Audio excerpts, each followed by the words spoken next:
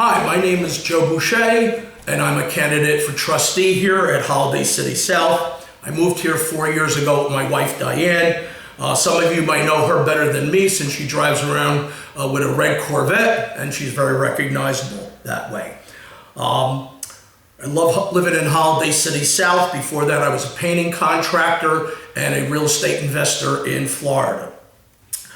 In 2019, I had some issues with the rules and regulations of our community, and I asked about a vacancy to the board.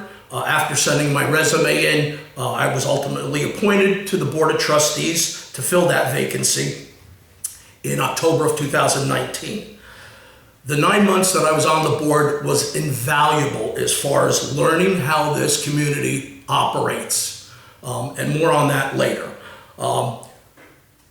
I walked every house in this community shortly after declaring my candidacy in the middle of April.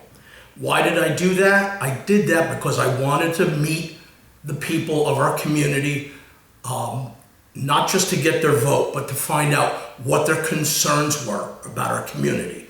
That was very important to me.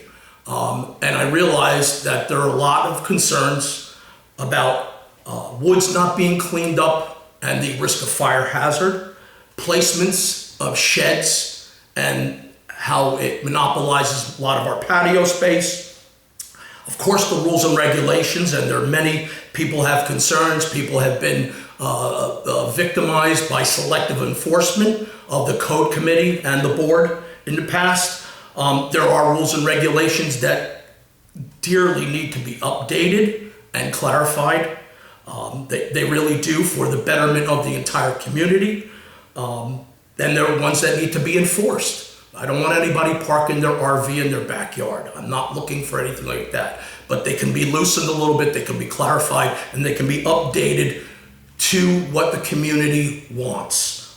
If I'm elected to the board, I'd be all up to taking those suggestions, even having community residents vote on what they want to be the changes in the rules and regulations. One of the other concerns, and I was not aware of, is that there are some under 55 and over residents living in their houses without a 55 and over person.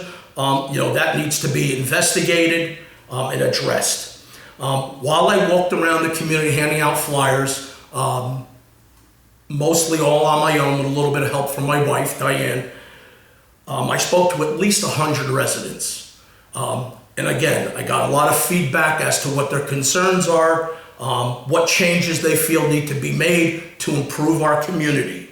And again, at the top was the rules and regulations, and those definitely need to be addressed, and I would make that my first priority right after getting the pool and clubhouse open from COVID.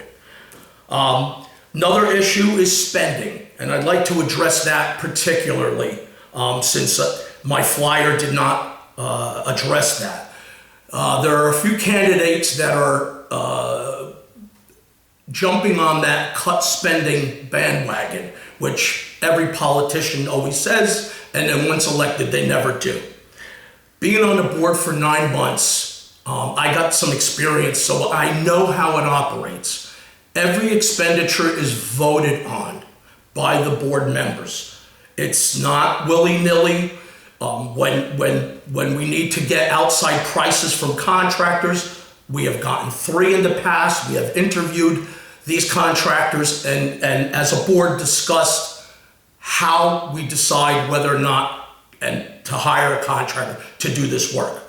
In specific, with expenses that I saw that were done last year, after I was on the board, these improvements needed to be made. I'm not looking to defend the board. I wasn't here to vote on it. I don't know the exact costs and how they were arrived, but these improvements need to be made in our community. We have to do that. We have to keep our clubhouse and facilities looking nice. We're in competition with the other 55 and over communities. Anybody that walked any of our clubhouse buildings saw how dire need the flooring was. It really needed to be updated. So just to say we got to cut the spending, you know, it was foolish to do all that work while the clubhouse was closed, that's not realistic. That was a golden opportunity for those improvements to be made while there was nobody here or there was minimal activity here. You wouldn't be able to do that when we were in full operation. So it was a good time to do all that. So I compliment the board on getting that done at that time.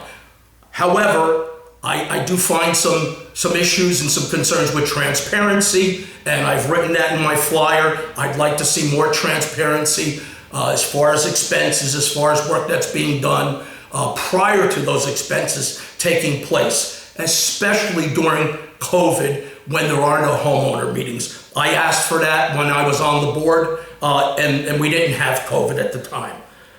So those are a lot of the concerns. Like I said, I think the spending issue, it's really not realistic. The people that are saying that were never on the board and just don't know the intricacies of running these operations. I had that 9 months of experience. I'd be able to jump right in and assume any task that's given to me. As far as the rules and regulations, you know, they really need to have some input from the community. Anyway, I just want to thank you for taking the time to listen to my presentation here. I hope you'll vote for me because I have good ideas and how to improve things, not because I've been a member with you, a friend of yours for 15 years at the social club, but because you see that I have the energy and the ideas to improve the quality of life for all of our residents. Thank you very much.